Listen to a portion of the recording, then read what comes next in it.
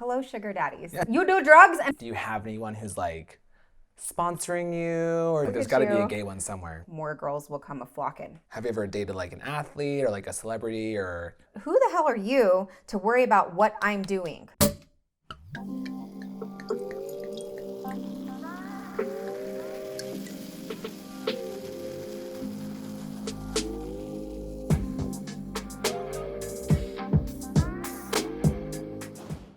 Hi everyone, welcome back to Bottle Girl Diaries. For those of you who don't know me, my name is Cindy Nansiri. I am currently a Las Vegas bottle server in the nightlife industry, but that was up until the shutdown, so now I'm here. With that being said, I think we're gonna do something a little bit different today. My friend Cristian is here. He's an excess juice boy, AKA a busser. And he's gonna interview me, and we did not script this. We're just gonna give it to you. But before we get started, we have to do one thing. Go ahead and hit the subscribe button below. I'm gonna wait a few minutes. Okay, not a few minutes, like a few seconds, because we gotta hurry. We don't got no time. No time, none. Okay, now that you've done that, let's go ahead and get started with today's episode. So, Cristian, what do you have for me? Let's see. I hate talking about myself so much. So let's just ask you all the questions right now. Okay, ready and go. So what is the craziest thing you've done to sell like that bottle, like that large format bottle? Oh. Let me see. Ooh, there's so many stories I can go on with this, but my favorite thing to do is so you're the guest and I'm like, Daddy, I was like, so the girls are here now and all you have is vodka on the table and they're gonna leave unless you get some champagne. And he's like, okay, what do you suggest? And I'm like, well, my personal favorite is Dom Rosé. And then he'll be like, oh, okay, and I'm like, yeah, and you might as well get a Magnum. That way everybody can have a glass. So I love to do this, or honestly, sometimes I just sit on their lap and hold the menu open, so what are we getting today? And point their finger at it, this will do. That's the one. Right. So that's one of my favorites. Or just saying if they're I'm just gonna get a small bottle, and I'm like, oh, so you do little boy things? Because I thought that you were a man. Because a real man will buy a big bottle. Yeah. And then I also like to be oh, I'm gonna get in a lot of trouble for this probably. But I'll be like, do you have any do you if we were to play dress up, do you want me to be a sexy nurse, a cheerleader? And they're like, ooh, a lot of them just pick the generic, firefighter costume. So I'm like, well, I'll tell you what, if you get this bottle, I'll come out in a firefighter costume. I'll be on shoulders with the sparkler, make everything shine bright like diamond in the sky. And then they love that because I'm like, the bigger your presentation is, the better your tables look, and then the more girls will come a flocking. So yeah, that's kind of how I do it, But I don't know. I mean, I kind of get a kick out of, I don't know, being able to entice a man into getting him what I want. Is that No, yeah. Is that a psychological problem? Do I need to go to therapy or? No, I think you just like to sell. Yeah. You like to make everybody else money. You're like, I just like to make money. yeah, if I'm successful, we all successful. So Yes. Let's see, what else? So we're in a pandemic right now, and a lot of us are not working. Yes. Do you have anyone who's sponsoring you, or do you have anyone who is supporting you in any way? Because if you do, give me some tips, because I might need that soon. Okay. That 600 is running out. You know what I'm saying? Yeah. No. Hello, sugar daddies. Yeah. I will say this. I've never had to sleep with a guy. I've never slept with a guy for money. But I do have some man friends in my life that have, given me money here and there. But mostly it's because hey, I told them, I wanted to start this YouTube channel, or I'm starting school. So it's mostly for that, because usually men who are wealthy or well off, they like women who are driven, because at first they respect our hustle, being a bottle girl, just, I think it's something for them to see us in our element. Yeah. But as far as them wanting to help us goes, there's just some men out there that they truly get off on like being able to like help women, if that makes sense. Like, the more women they're taken care of, like the more I feel like more their masculinity, is that a word? Yeah. Yeah, masculinity. Yeah. It's like it just empowers them. So, yeah, I've had help from a few guys, and I'm not ashamed. Like, why not? If they're offering it, and like they'll be the reason that one day I'm like, hey, like you helped me through that time in my life, So for the most part, I do like to work for my own. Yeah. I've always worked 2 jobs. I've worked really hard. I've worked 3 jobs at one point. So, but yeah, I mean, daddy. Yeah, I mean, there's nothing wrong with it. I agree. I'm like, if you got to make that coin, Yes. and own it. Right. I hate when girls are like, no, I would never, and then I find out later that they are, and I'm like, there's nothing wrong with it. But most girls, this is the problem. So this is the problem. Most girls get a little greedy. Yeah. Because, like, for me, if you handed me $5,000 today, I'm not going to go buy a Louis bag with that. Mm-hmm. I'm going to take that and pay off an old student loan or a bill or something. Yeah. Maybe buy myself something small. I like to spend my money on like food or trips or something like that. So, Cool. Yeah, have I used money that I've been given by somebody to go on a trip? Yeah, but that's to create a memory or whatnot. So, but yeah, I have a few very generous gentlemen. So thank you. That's all I got to say to them. Yeah. And so then you said that you're going back to school? I'm starting esthetician school at the end of August. So Cute. Yeah. That's exciting. It's so fucking cute. Are you gonna let me do your facials? Hell yeah. Yeah. And just Let me whatever get you you glowed want. up, hunty. That's right, girl. My facials, I'll get you snatched up. It's gonna be Yes, it's gonna be a win-win. Teamwork. I need to be like this. Like just all cinched up. Like, are you wearing a corset? No. No. That's just my body. Right. Team no waist. Team 0. Team Double no 0. waist. Cinched. 0. I'm still swimming in it. Sit the fuck down. Sit the fuck down. So, dating life. Have you ever dated like an athlete or like a celebrity, or what's your experience been like dating in this town? I know it's hard. I've kept my dating to a very small minimum. So I want to hear your experience. Oh. Man, oh man. So my first dating experience was I dated an industry host here, and it's crazy because he was a lot older than me, and he had his like shit together, right? Compared to like some of my exes that I dated in Utah. Mm-hmm. Sorry guys, but he kind of had me like at hello type thing, like he always paid for everything. And for me, I was always the breadwinner in my previous relationships, minus like 1 or 2. And come to find out, he had like kind of like a whole double life, and he was cheating on me with a stripper. He's going to claim that it didn't happen. I've already forgiven him. So, we're not going to name names, but that was my first experience dating a host. And now I'm not going to sit there and say that they're all bad, but I just think that they have so much accessibility to women in their industry or in our industry. Mm-hmm. And so it's like hard to be faithful, and I can understand. And they have to go out a lot for their job. So that makes it hard. And then, yes, I have dated some professional athletes, like 6. Oh, wow. Some people might know just because like they've come in and requested me at our venues. Mm-hmm. That's a whole different lifestyle though. Like if you're going to date an athlete, like you need to know that you are not their only girl.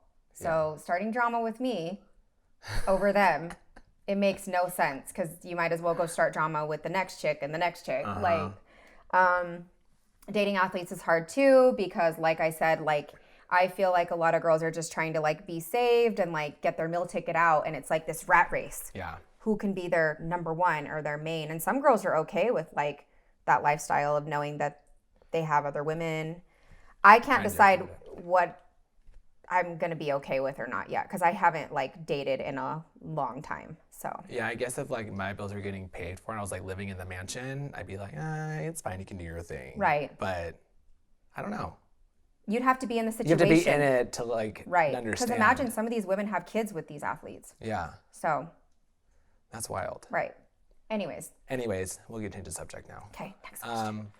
So what do you do on your time off? Like, Ooh, just for fun? Like, what are your hobbies, your activities?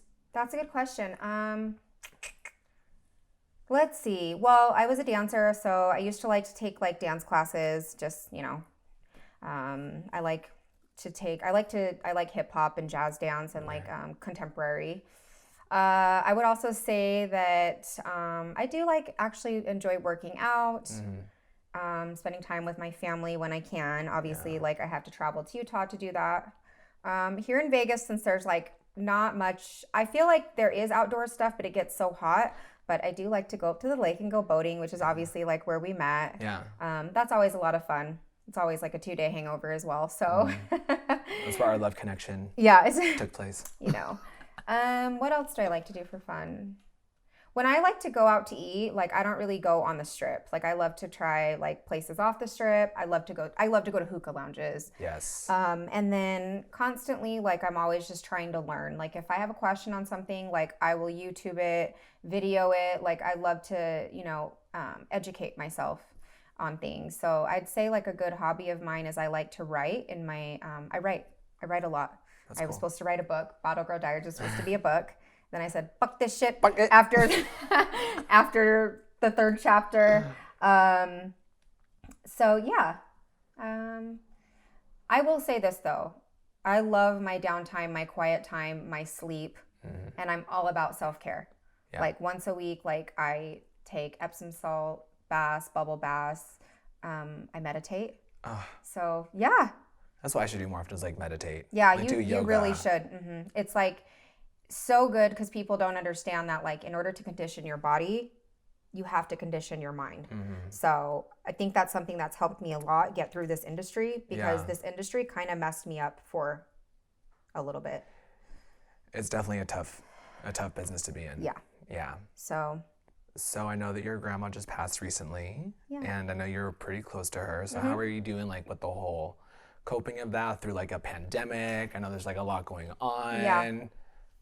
I think the hardest part was like us not being able to travel to go see her because she's in Thailand. And so the last time I saw her was in December.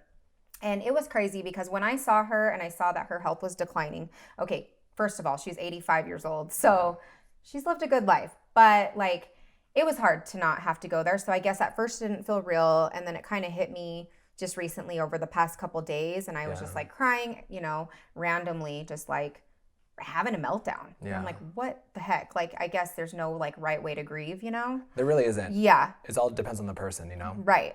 So, but I'm actually doing okay. Like, I think that the fact that I know that like she's at peace and she's not suffering, I found a lot in it. And now that like she has passed, if it feels weird, like I feel like she could be here more with me in spirit. Totally. And like watch over me more and protect me more than she could being physically here on earth and like just deteriorating. Yeah.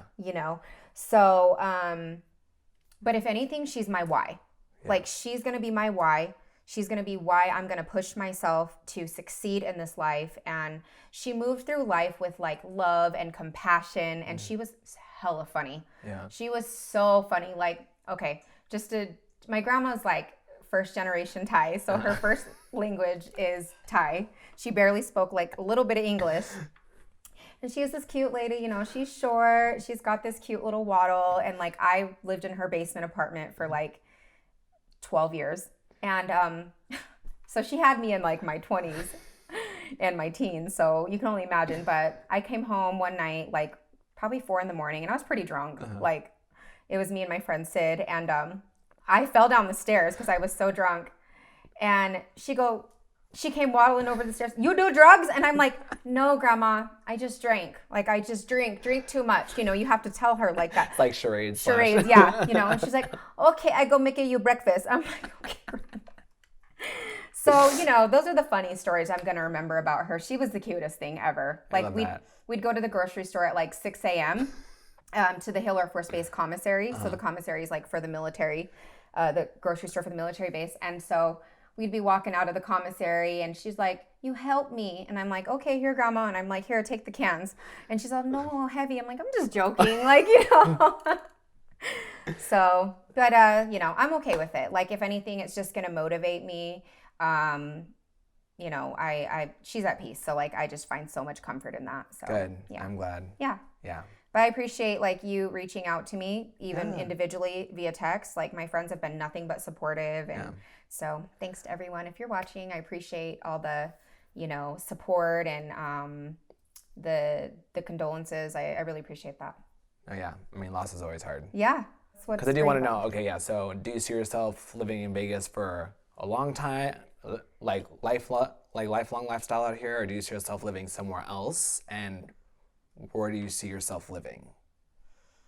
I wouldn't say lifelong, but I do want to get a house out here and kind of start out here. And then like once I feel like financially ready to retire completely, like I'd like to retire somewhere by the beach. So, yeah. I mean, I do know that the city is going to take a hard hit right now. Like obviously it's the middle of a recession, or beginning of a recession, I should say. Yeah.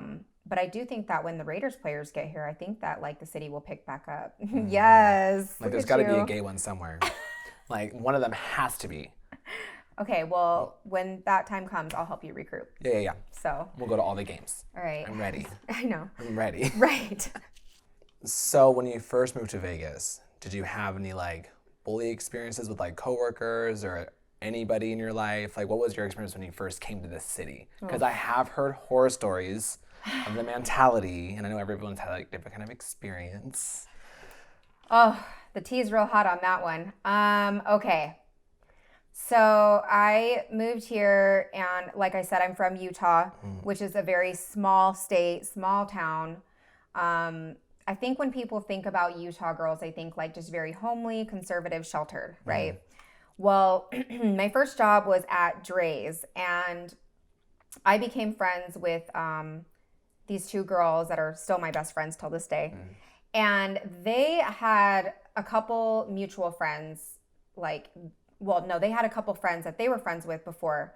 But long story short, like one of the girls just from the get-go, like made comments about me being on the dance floor and being new. So if you're on the dance floor as a server, you have the bigger spending tables. So that's just kind of give you, you know, and that's where you want to be. But sometimes they mix it around just to see who's capable of what. But I did get requested that night. Yeah. So like long story short, she just was hating on me, like how did she get there, who's she effing, and like, you know, this, that, and the other. Of course. And then I was getting ready to audition and I wanted to go audition over at the Wynn for Excess. And she basically had said that Cindy's not getting hired anywhere looking like that. She's too fat. And I can't make this up. Oh, and how I know this, it's because it was in the, right. Oh. Right. So it was in a group chat, and my friend had screenshotted it to me. So basically, like, I go into the well that night, and I was like, do not put me next to her tonight, because it was a big night. Like, I can't remember. I was like, but don't put me next to her. Get me out of the same well as her, because I'm going to beat her ass. For sure. Because it's one thing if you talk shit on a girl, like, oh, she's not the best server, or, oh, like, you know, I don't really care for her. But it's like another thing to body shame people, especially something that I was like insecure about as is. Yeah. So yeah, and then another girl that I was friends with, like, she was weird. She like, when I started working at XS, she was like, yeah, like, she wrote me on Instagram out of nowhere, like, who the F do you think you are, getting your makeup done and like photoshopping your pictures? And I was like, time out, like, I don't know how to edit. One time I did send my picture to somebody to fix it for me, and she touched my waist and I didn't even realize it, because I don't edit pictures like that. Yeah. And I was like, but who the hell are you to worry about what I'm doing? And why does it bother you that much? That's my concern, is like, I'm going to go pray for you, because the fact that what I'm doing is like getting under your skin that much. Yeah. And I've never done anything wrong to her. And I'm the last person to be like, oh, people are jealous of me. I don't like to think like that. But when you are constantly getting hated on like that, and you haven't done anything wrong, as a matter of fact, I tried to befriend this girl. Like, what else could it be? It just means you're doing something right, probably. Right. And that's what it is. Like. Yeah, and then her and her little lemmings or whatever, they're all just whatever too. They were like writing things on Instagram like, oh, my mom taught me how to be a real woman. And I was like, oh no, bitch, you did not just talk about like my mom. Like, as she's like online bullying you. Right. It's like, So I'm okay. like, so I did actually comment back. I said, oh, so I guess your mom taught you it was okay to be a cyberbully. Yeah. Noted. Cool. So anyways, if they're watching and they know who they are, hi. Just want to say hi. Petty Patty. Petty Patty. Petty Patty. So, Better than a salty Sally. You know what I'm right, saying? right. Well, that's all today on Bottle Girl Diaries. Thank you for joining another great chat of Bottle Girl Diaries. Thank you, Cristian, for coming on today. Yes. If you haven't already, please hit that subscribe button below. Drop me a comment and also let me know what you guys would like to hear on the upcoming episodes. And for the latest updates throughout the week, you can follow us on Instagram at Bottle Girl Diaries Official or my personal page at I am Cindy Nansiri. And that's all today. Bye now. Bye. Bye. Bye.